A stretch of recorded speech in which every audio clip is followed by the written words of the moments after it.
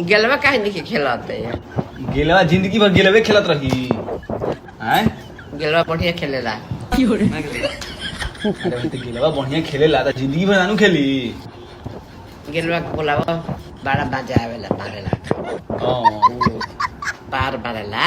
पार कोची के पार स्टेडियम पार मार देला। दौड़ेला खड़े खड़े मारेला।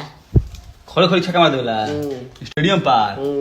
वो आ रहा है बीडी बेटी लोटा लोटा के मारेला। लुटा के ये सुतले मार देला पीपर के पीछे। कीपर के पीपर होला कि कीपर होला? कीपर तो नहीं है, कीपर के पीछे। पीपर के पीछे काउची कीपर तो हर गोडे पीपर भटिंडा रहा। के रहे भटिंडा हेगा का करेला। फटिंडा ई कोन खेला गया गए भटिंडा तिची फेंकत रहे भटिंडा। तिरछी फेंकत रहे। अरे भटिंडा उ थोड़ी हो मलिंगा। मारा तो बिकटे उड़ा दे।